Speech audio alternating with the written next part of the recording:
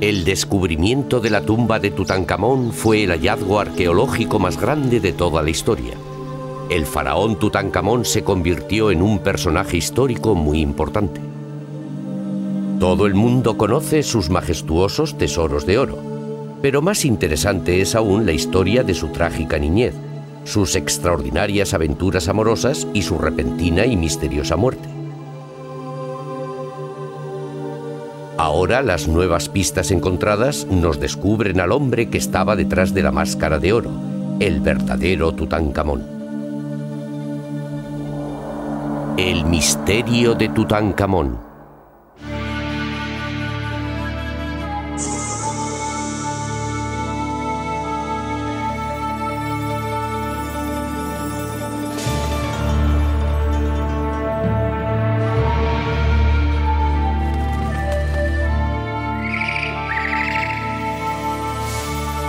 Los grandes egipcios.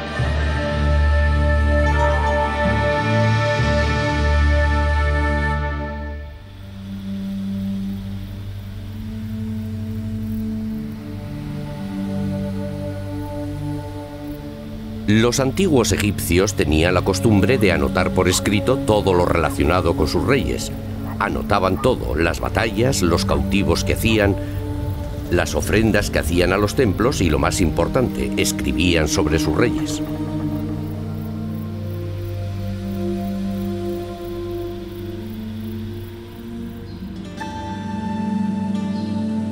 Un egipcio exhibía una lista de los soberanos para impresionar a un extranjero con su civilización. Cuando el gran viajero Heródoto visitó Egipto, dijo: «El sacerdote me leyó los nombres escritos de 330 monarcas de Egipto».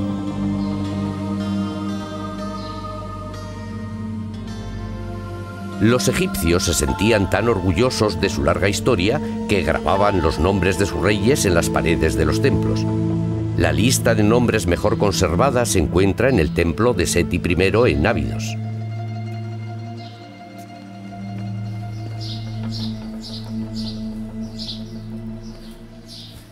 Aquí estamos en la sala de la antigüedad, donde hace 3000 años tuvo lugar un ritual religioso muy importante. Seti I aseguraba a su pueblo que si leían los nombres de sus antepasados recibirían alimento en el otro mundo. Este de aquí es Seti I, y este joven es un príncipe llamado Ramsés, el cual llegaría a ser conocido como Ramsés el Grande. En su mano tiene un papiro del cual está leyendo los nombres que aparecen en él. Estos nombres de faraones iban desde Menes, el fundador de Egipto, hasta el propio Seti I. Cada nombre está en un cartucho, que es un óvalo hecho de cuerda que mágicamente rodea el nombre del faraón. Un poco de protección mágica siempre ayuda. Arriba nos relatan lo que estaba ocurriendo. Se trata de una oración para los muertos. Ojalá que Ptah Sokor Osiris, el señor de la tumba, el que está en el templo de Seti I, dé ofrendas a los faraones del Alto y Bajo Egipto del señor de las dos tierras Seti I. Ojalá que ellos tuvieran pan, cerveza, ropa, alabastro y todo lo que necesitasen. Y a continuación están los nombres de los reyes que recibirían estas ofrendas. Primero Keops, el creador de la Gran Pirámide. Después Amenofis III, el cual gobernó Egipto durante el período de mayor prosperidad. Pero justamente aquí nos encontramos con un problema. El nombre del faraón más conocido del mundo no aparece. ¿Dónde está Tutankamón?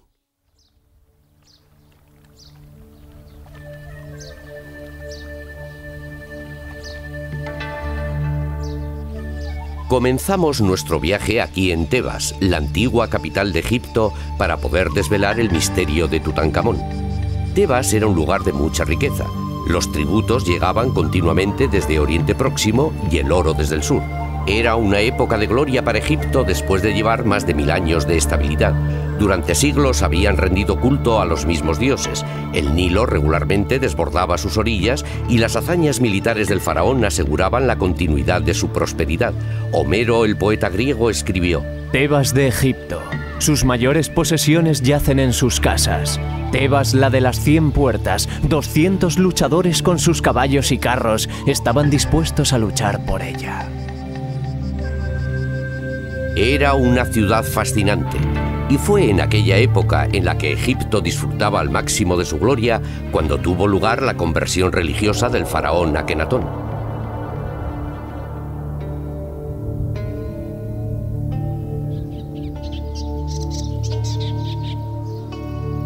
El divino y único gobernador de Egipto se convirtió en un hereje.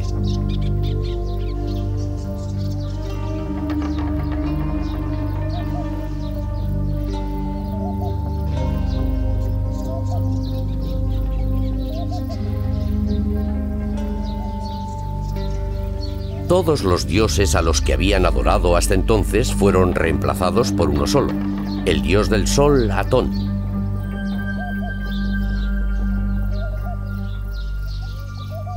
El faraón, con la ayuda de un pequeño grupo de seguidores, trasladó la capital desde la gloriosa Tebas hasta un desierto oculto situado a 160 kilómetros al sur del Cairo. Este lugar actualmente es conocido como Tel el Amarna. En los 3000 años de la historia de Egipto fue cuando nació Tutankamón. El faraón Akenatón comenzó a construir su nueva ciudad colocando señales que indicaban los límites de la ciudad. Dentro de estos límites, el faraón proclamó que solo existiría un único dios, Atón, el dios del sol. Atrás quedaban todos los dioses a los que habían adorado los egipcios durante generaciones. Ya no rendirían culto a Osiris, el dios de la muerte, o a Anubis, el dios de la momificación con cabeza de chacal. También quedaban atrás a Thor, la diosa de la música y del amor, y Bes, el enano con cabeza de león que tocaba la pandereta. Solo podrían adorar a un dios, Atón, el dios del sol, cuyos rayos daban la vida a todo.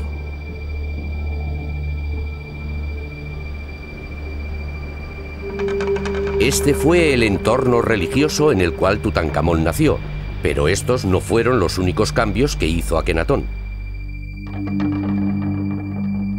De la noche a la mañana también cambió el estilo del arte, del estilo formal al naturista.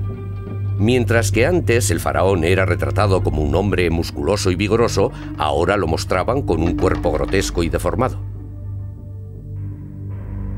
En la historia de Egipto nunca se había representado de ese modo a ninguno de sus faraones.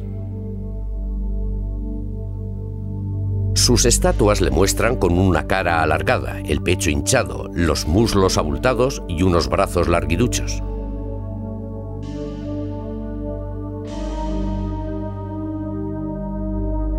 Incluso la esposa del faraón, la famosa Nefertiti, era retratada con unos brazos delgados y un cuello demasiado largo.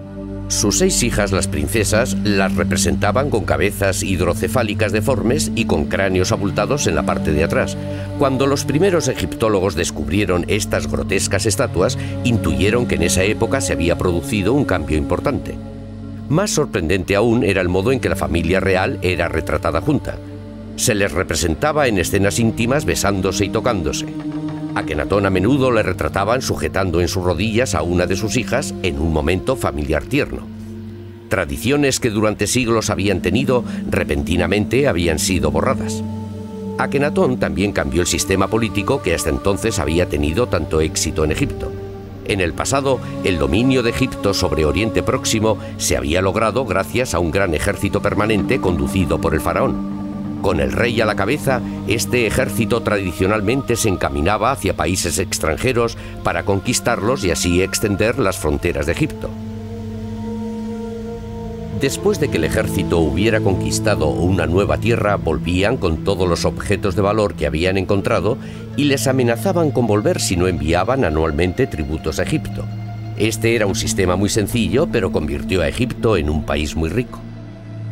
Akenatón se negó a hacer todo eso, simplemente era algo que no le interesaba.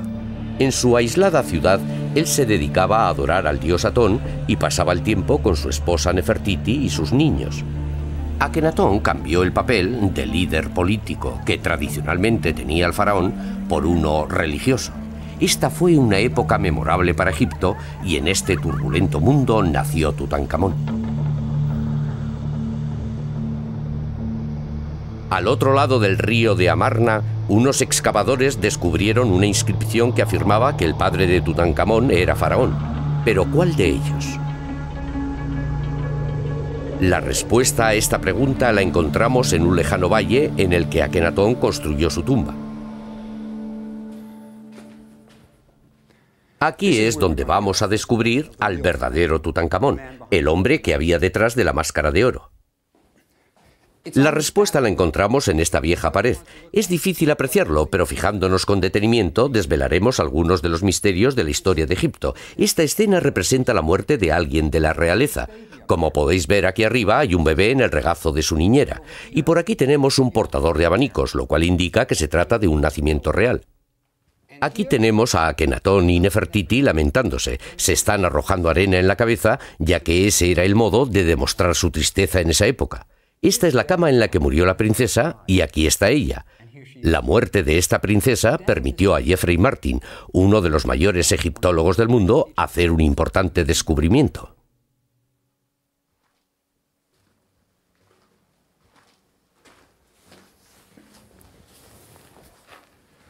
El profesor Martin se dio cuenta de que lo que hay en esta habitación es una escena casi idéntica a la anterior. Tenemos a personas lamentándose.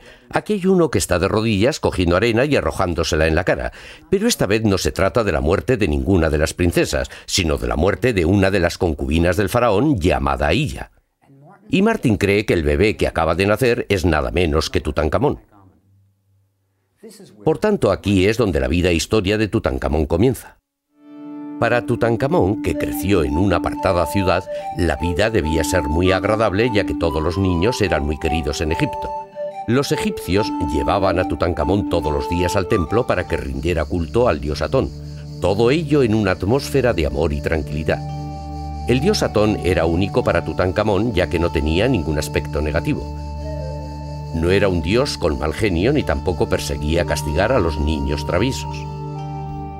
Por lo que encontramos dentro de la tumba de Tutankamón podemos deducir algunos de los aspectos sobre la personalidad de este joven rey. Por lo que parece le gustaba bastante el vino, ya que fue enterrado con casi 3 docenas de jarras de excelente vino. En aquella época la gente corriente bebía cerveza, el vino estaba reservado para las clases sociales altas, así que la bodega que Tutankamón se llevó consigo al otro mundo era todo un tesoro. Pero todos estos lujos eran solo una pequeña consolación por las tragedias que pronto sufriría el joven rey. Mientras Tutankamón crecía, uno de los más ambiciosos y astutos miembros de la corte iba ganando poder. Su nombre era Ay. Su tumba, situada en los acantilados del este de Amarna, es la más grande de todas las tumbas de nobles. Ahora aquí tenemos a Ay. Tiene las manos colocadas en posición de orar. Está rindiendo culto a Atón, el único dios permitido. Detrás de él está la esposa de Ay.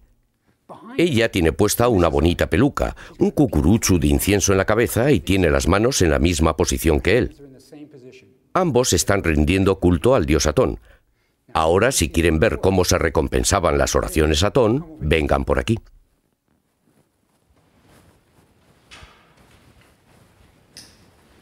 Por aquí hay una escena que muestra cómo eran recompensados en Amarna. Aquí está Akenatón y detrás de él su esposa Nefertiti. Justamente sobre Akenatón se encuentra el dios Atón, el disco solar, emitiendo sus rayos hacia abajo. El faraón y la faraona están obsequiando a Ay y a su esposa con unos collares de oro. Son 3 de las princesas que están ayudando a su padre. Una de ellas tiene una bandeja de collares de oro, la cual está entregando a su madre. Podéis preguntaros en qué época fue grabada esta pared, ya que tan solo aparecen 3 princesas y Akenatón y Nefertiti tenían 6. Más o menos lo harían en la mitad del reinado de Akenatón.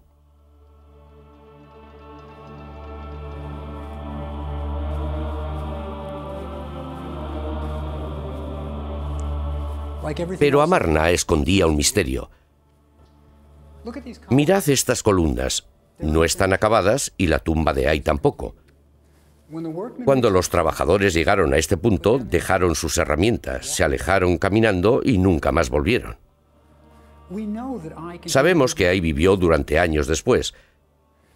Pero entonces, ¿por qué el oficial más poderoso de Amarna dejó su tumba sin terminar en la mitad del reinado del faraón? La razón por la cual Ay detuvo la construcción de su tumba fue que las cosas no iban bien en Amarna y Ay no tenía la intención de seguir viviendo allí. Akenatón era un jefe religioso y Egipto empeoraba rápidamente, tanto económica como políticamente. Los territorios conquistados los estaban perdiendo y los embajadores escribían diciendo que ya no eran respetados y que el ejército estaba en un estado lamentable. Incluso la nueva religión difundida por Akenatón no había tenido éxito. Los egipcios echaban de menos a sus antiguos dioses y finalmente Akenatón y Nefertiti se vieron forzados a sobornar a los habitantes de Amarna para que simularan ser fieles. Después de 17 años de reinado, Akenatón murió por circunstancias desconocidas. Nefertiti dejó de ser mencionada poco antes de la muerte de Akenatón, con lo cual lo que suponemos es que ésta también murió.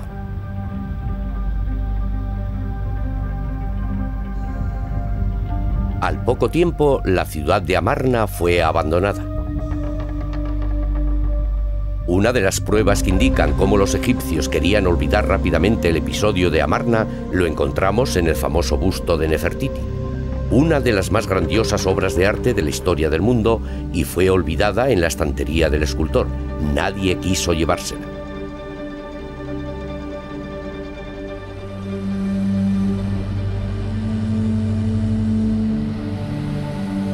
Entonces Egipto ya no tenía ni un rey ni tampoco una reina.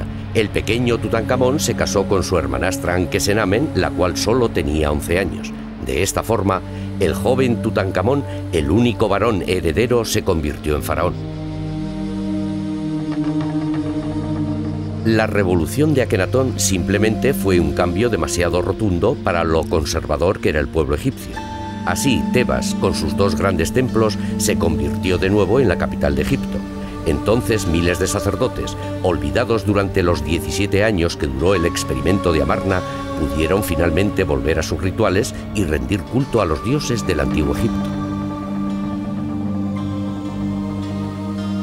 Tutankamón, acompañado de su nueva esposa Ankesenamen, se alojó en el palacio de sus antepasados. Imaginad lo que debió suponer para el joven Tutankamón el hecho de ser arrancado del único hogar que él había conocido y de que le llevaran a una ciudad desconocida para él. Así, en esta cámara real, un huérfano de solo 11 años llamado Tutankamón comenzó su reinado como el rey del Bajo y Alto Egipto, el señor de las 2 tierras. Pero con esa edad, el joven Tutankamón no tomaba las decisiones de Estado. Seguramente sería ahí, que había sido ascendido a virrey, el oficial con mayor grado, el que estaba decidiendo el destino de Egipto.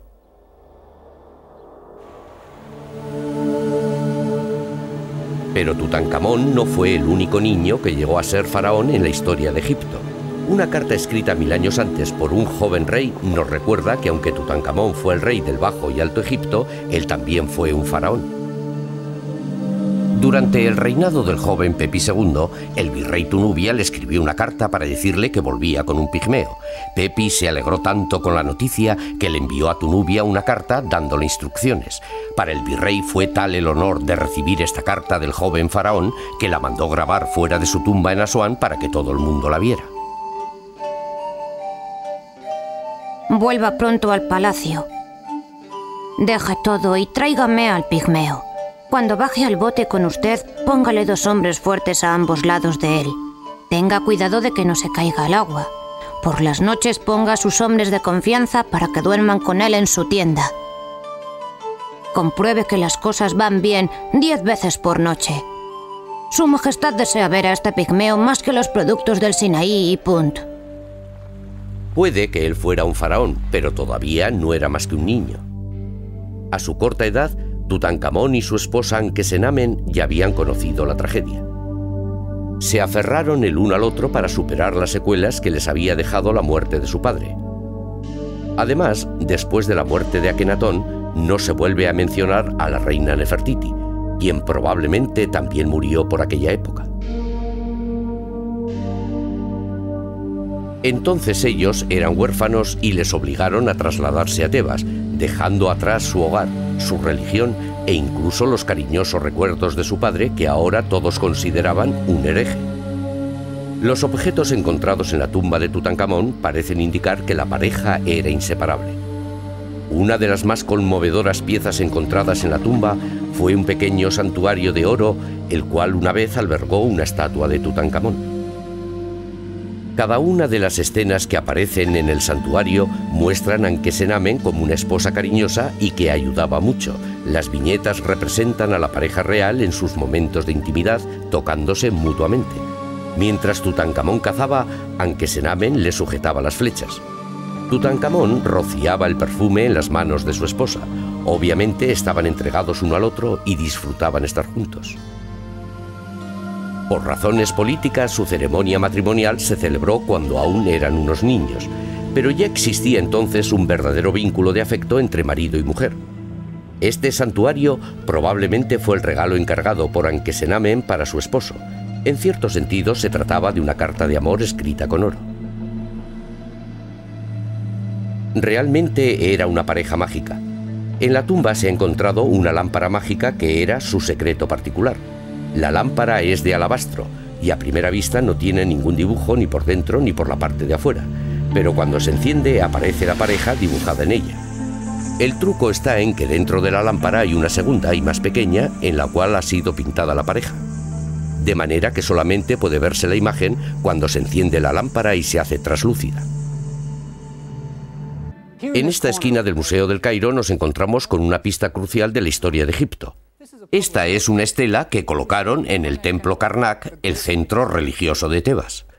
Poco después de su retorno a Tebas, Tutankamón fue obligado a pedir perdón a los antiguos dioses, y así es como lo hicieron.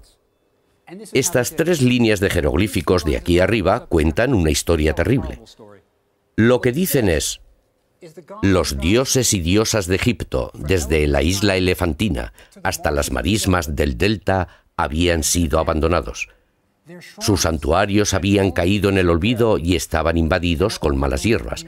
El pueblo egipcio estaba confuso. Los dioses habían olvidado esta tierra. Lo que básicamente hacían con este anuncio era culpar al padre de Tutankamón de la situación en que estaba Egipto. Cuando pusieron este anuncio público, Tutankamón probablemente solo tenía 12 años. Y estas no son palabras de un niño de 12 años. Alguien estaba culpando a su padre por los problemas de Egipto. Pensad cómo se sentiría Tutankamón. Se debía sentir fatal.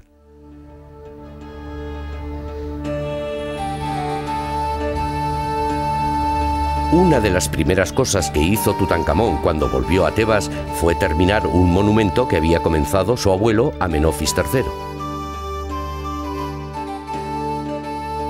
Aquí, en el templo de Luxor, Amenofis había construido una columnata, pero él murió antes de que fuera decorada.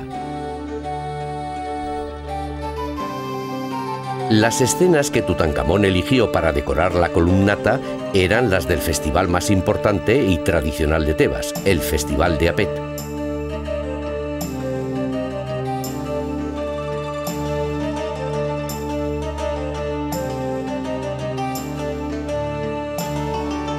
Apet era el nombre que los antiguos egipcios dieron al templo de Karnak.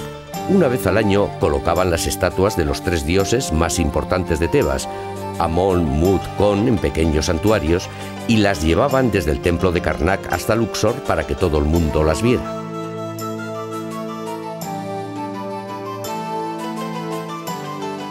Había procesiones y mesas apiladas con trozos de carne como ofrendas a los dioses.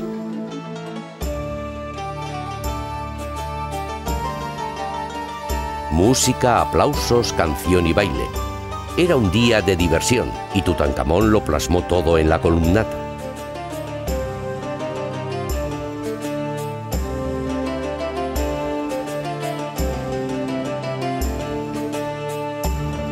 Tutankamón también participaba y hacía ofrendas a los dioses.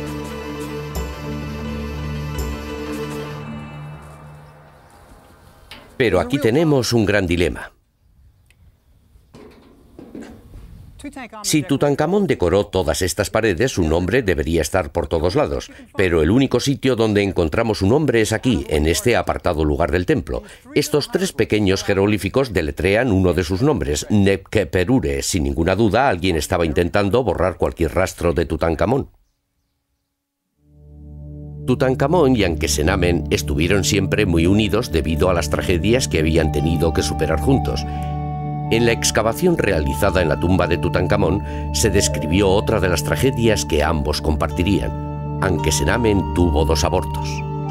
Se encontraron 2 pequeños ataúdes de madera en una pequeña habitación fuera de la cámara de sepultura. Dentro de estos había 2 fetos. Howard Carter, el descubridor de la tumba, desenvolvió el más pequeño de ellos y dedujo que aproximadamente tenía 5 meses de madurez. Además, el cuerpo no mostraba señales de haber sido momificado. El segundo feto fue enviado al Dr. Douglas Derry, profesor de anatomía en la Universidad del Cairo. El profesor lo desenvolvió y dedujo que era un feto femenino de 8 meses, el cual sí había sido embalsamado. Derry dijo que había encontrado el alambre que los embalsamadores utilizaban para sacar el cerebro. Estos fetos desaparecieron misteriosamente en el año 1930, pero recientemente el mayor de ellos ha aparecido en el Hospital Casare Laine, donde Derry lo había guardado. Cuando el año pasado encontraron el cuerpo del feto más pequeño, el doctor Fauci Gavala, presidente del Departamento de Anatomía, me invitó a examinar los 2 cuerpos. Y una de las cosas que me asombró es que a menudo decían que las momias fueron examinadas por Howard Carter y luego más tarde por Derry, el profesor de anatomía de la Universidad del Cairo. Sí. Ellos decían que el más pequeño de los 2 fetos, Ankesenamen, tuvo 2 abortos y este es el mayor. Sí.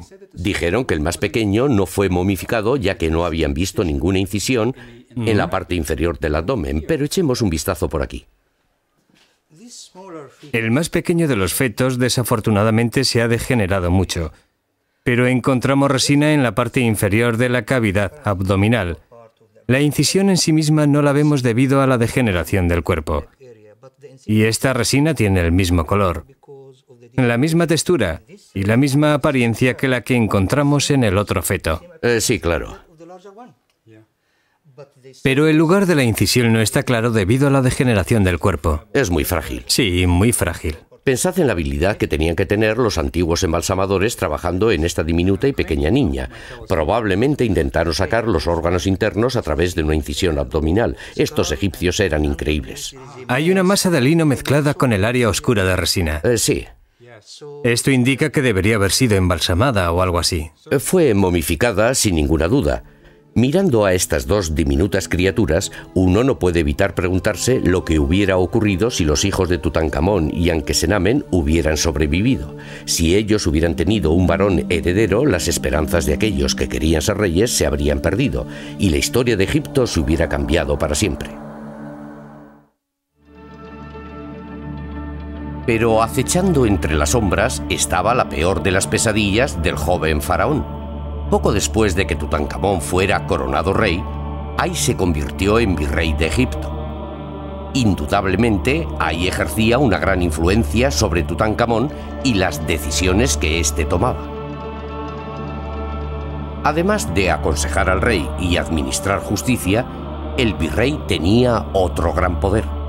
Él controlaba el acceso al palacio. Nadie podía entrar o salir sin su conocimiento y permiso.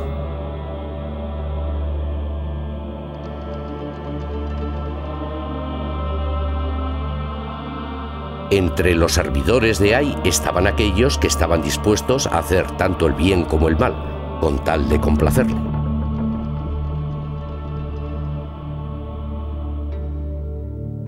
Una de las escasas imágenes que tenemos de Tutankamón en su papel de faraón está en la tumba de Hoy, su virrey de Nubia. Aquí tenemos al joven rey desempeñando sus deberes oficiales.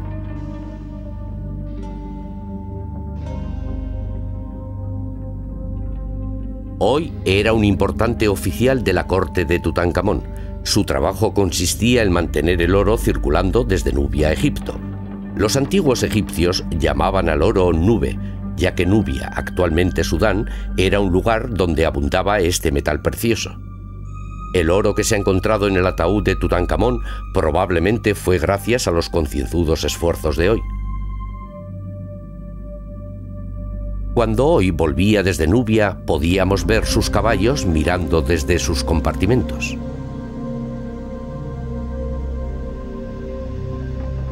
En la decoración de la tumba de Hoy predominan las representaciones de los ciudadanos de Nubia llevando los tributos a Tutankamón.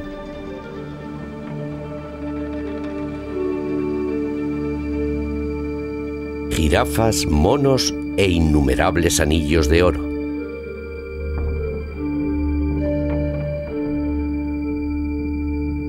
En la época en que hoy fue enterrado, Tutankamón era un joven capaz de pensar por sí mismo y que quizá ya no quería seguir siendo manipulado más tiempo por ahí. Pero esta nueva independencia le costaría mucho sufrimiento.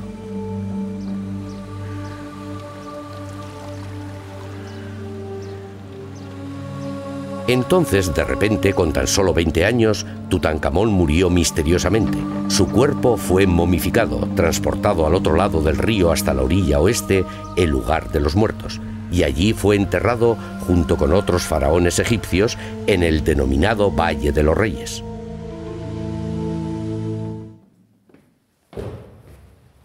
Esta es la tumba más famosa de todo el mundo, pero decepciona a todos los que vienen a verla. No es gran cosa, ¿verdad?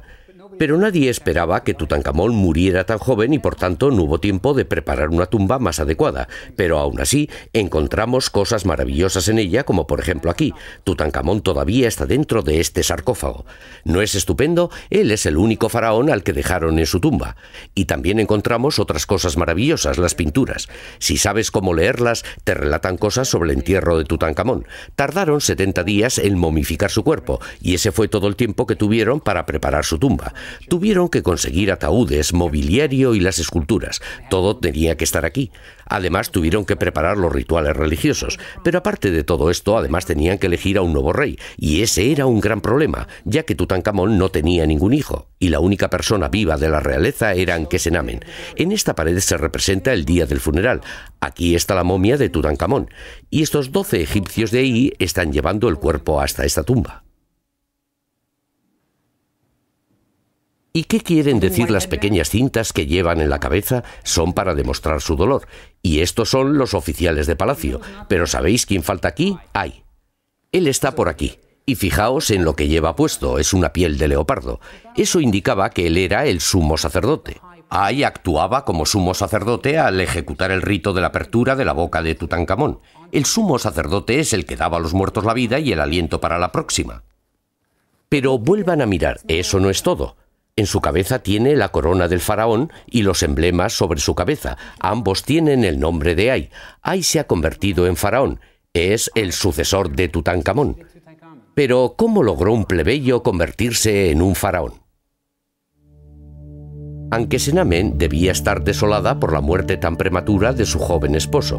La estrecha relación con su marido se había forjado desde que eran niños, y además habían superado juntos muchas cosas. A pesar de todos los trastornos y cambios que habían sufrido, ellos siempre se habían tenido el uno al otro como confidentes cariñosos. Durante los días posteriores a la muerte de Tutankamón, sucedieron una serie de acontecimientos que finalmente terminaron en varios asesinatos. Aquel fue un período turbulento. El primero de estos acontecimientos fue una carta de súplica de Ankesenamen al rey de los hiitas, la cual está grabada en una antigua tabla encontrada en los archivos de la capital hiita. La carta de Ankesenamen era tan asombrosa que incluso el destinatario de la misma, el rey de los hiitas, no se lo podía creer. Mi esposo ha muerto y no tengo ningún hijo. La gente dice que vos tenéis muchos hijos. Si me dierais uno de los vuestros, este se convertiría en mi esposo. Nunca podría escoger a uno de mis servidores y hacerlo mi esposo. Tengo mucho miedo. ¿Por qué razón Ankesenamen pediría que le enviaran un esposo desde una ciudad que estaba fuera de las fronteras de Egipto y que tradicionalmente era enemiga? El rey de los hiitas rechazó la petición pensando que se trataba de algún truco. Desesperada, Ankesenamen volvió a escribirle. ¿Por qué pensáis que trato de engañaros? Si tuviera un hijo, ¿creéis que escribiría a un país extranjero humillándome a mí misma y a mi país? Sé que no os fiáis de mí. Mi marido ha muerto y yo no tengo hijos. ¿Debería quizás coger uno de mis servidores plebeyos y hacerlo mi esposo? La gente dice que vos tenéis muchos hijos. Dadme uno y se convertirá en mi esposo y en el rey de la tierra de Egipto. Finalmente, el rey envió a Egipto a uno de sus hijos para que se casara con la desesperada Ankesenamen. pero la boda nunca se celebró. En algún lugar del desierto en una frontera egipcia fue asesinado. ¿Por qué Ankesenamen quería encontrar un esposo fuera de las fronteras de Egipto? En sus cartas ella afirma que nunca se casaría con un servidor, y esta es una frase poco común. Debía de estar amenazada por alguien. Pero, ¿quién podía forzarla a casarse con un plebeyo?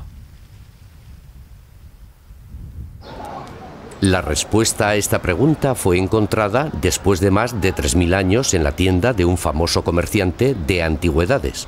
En la primavera de 1931, Percy Newberry, un egiptólogo, encontró en el almacén un anillo con 2 inscripciones. Una pertenecía a Ankesenamen y la otra a Ay. Newberry inmediatamente escribió a Howard Carter contándole su hallazgo. Mi querido Carter, te interesará saber que acabo de encontrar un anillo que tiene la inscripción de Ankesenamen junto a la del rey Ay. Esto solo puede indicar que el rey Ay se casó con Ankesenamen, la viuda de Tutankamón. El viejo Ay era el plebeyo al que Ankesenamen quería evitar tan desesperadamente. Sus urgentes cartas al rey de los hiitas, el anillo descubierto por el profesor Newberry y las escenas de Ay en la pared de Tutankamón confirman que Ay sucedió a Tutankamón en el trono como rey de Egipto al casarse con la joven y asustada viuda. ¿Qué le ocurrió a Ankesenamen después de su matrimonio con Ay? Cuando el profesor Newberry descubrió el anillo que probaba el matrimonio entre el anciano Ay y la joven Ankesenamen de tan solo 21 años, escribió a Howard Carter. ¿Hay alguna posibilidad de que vengas al Valle del Oeste para ver la tumba de Ay? Si vienes, hay algo muy interesante que me gustaría enseñarte. En una de las paredes de la cámara del sarcófago aparece la imagen del anciano rey Ay con la reina Tey detrás de él. ¿Hay alguna pista de quién es la figura que está detrás de la reina Tey? ¿Y es este cartucho suficientemente grande para poner en él el nombre de Ankesenamen? Si Ankesenamen hubiera estado viva cuando Ay murió, unos 3 años después de casarse, debería aparecer en las paredes de su tumba. Así que lo que tenemos que hacer es mirar en la tumba de Ay para encontrar pistas sobre el destino de Ankesenamen.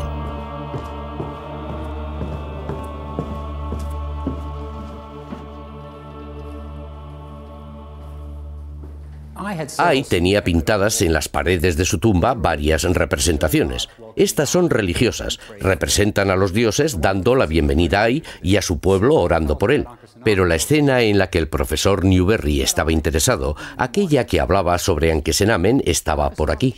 Tenemos a Ay que estaba pescando en las marismas. Su esposa Ankesenamen debería estar con él, ya que ella era su mujer y la reina de Egipto. Pero la inscripción que tenemos aquí es demasiado pequeña para su largo nombre. Tiene el tamaño justo para el nombre de la primera esposa de Ay, Tey. Y esta borrosa figura es Tey, y no hay espacio para Ankesenamen detrás de ella. Además, los jeroglíficos nos cuentan que Tey era la reina de Egipto. ¿Qué le ocurrió entonces a Ankesenamen? Para que Tey fuera reina, Ankesenamen tenía que haber muerto. En consecuencia, solo podemos imaginarnos que Ankesenamen sufrió una muerte similar a la del príncipe de los hiitas y a la de Tutankamón. Fue asesinada. ¿Estamos hablando de un asesino en serie? ¿Pudo Ay haber asesinado a todo aquel que se interpusiera en su camino al trono? En 1968, otra de las piezas para desvelar la misteriosa muerte de Tutankamón encajó en su lugar. El doctor Harrison, un anatomista inglés, llevó a cabo un examen médico único. Era la primera vez desde 1920 que las autoridades egipcias permitían abrir el sarcófago de Tutankamón.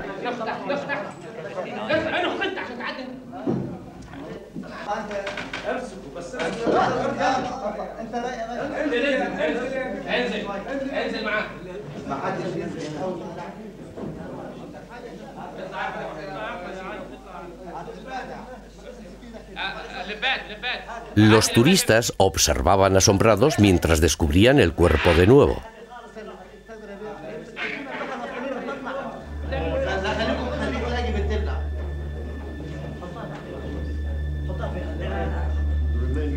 Estamos examinando el cuerpo.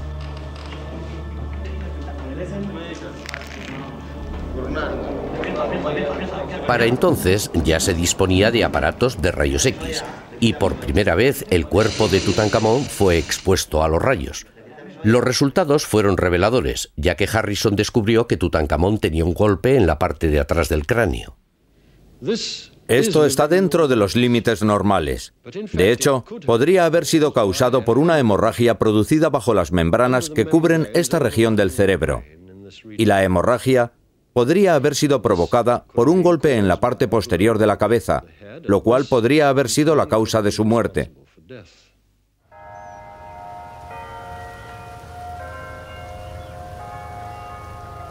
Desde que Harrison llevó a cabo esta investigación hace 30 años, nadie ha vuelto a revisar los resultados obtenidos. Así que decidí hacerme con una copia de los rayos X de Tutankamón y la llevé a un conocido radiólogo de mi escuela, la CW Post Campus de la Universidad de Long Island. Muy bien. Aquí está. Bien, la teoría que el Dr. Harrison propuso es bastante interesante porque yo creo que esta interrupción de aquí, en el hueso occipital, en la parte posterior del cráneo, podría representar una pequeña fractura, y entonces él pensó que esta área más oscura de aquí era un coágulo de sangre. Ya. Si eso es así y este es el otro lado del coágulo de sangre, ello indica que el coágulo se ha calcificado. Eso significaría que el coágulo ha estado ahí durante algún tiempo, quizás durante varios meses. Pero durante ese periodo de tiempo, Tutankamón tendría que haber estado vivo para que se pudiera producir la calcificación. Así que si Tutankamón hubiera recibido un golpe en esa parte de la cabeza, no hubiera muerto al instante. Sí, esto es un coágulo de sangre. Bien. Supongamos que es verdad. Y si fuera verdad, ¿cuál habría sido su estado de consciencia? ¿Habría estado quizá inconsciente? Al principio probablemente él habría sido capaz de funcionar de algún modo. Pero seguramente un coágulo de este tamaño, localizado en este área limitada, a la cual llamamos fosa posterior, en la parte posterior del cráneo, le hubiera provocado una presión masiva en la parte central del cerebro y en el área del cerebelo. Con esa presión seguramente estaría inconsciente y durante todo ese tiempo estaría desarrollando la calcificación. Interesante. ¿Qué puede decirme sobre el lugar donde fue golpeado? ¿En qué posición estaba cuando recibió el golpe en la parte posterior de la cabeza? ¿Cree usted que es un lugar corriente para recibir un golpe o...? No es un lugar corriente. Está bastante cerca de la base del cuello. Bien, por aquí tenemos un maniquí. Se lo mostraré en él. Sí, por favor. Entonces, si él estuviera tumbado de esta forma, el golpe tendría que haber venido justamente por aquí. El cuello comienza en este área y la base del cráneo aquí. Aquí tenemos un cráneo.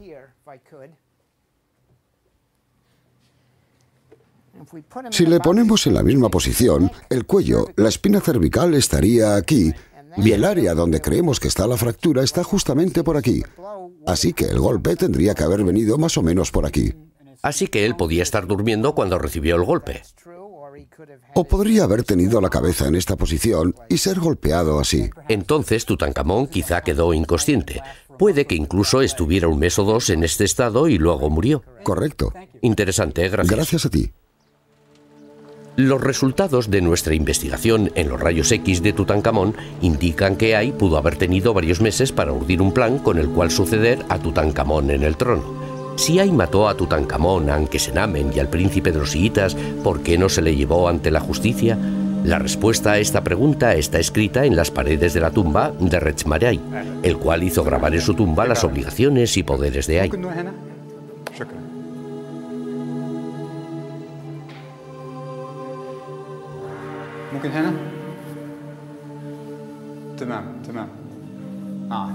En estas palabras está la clave.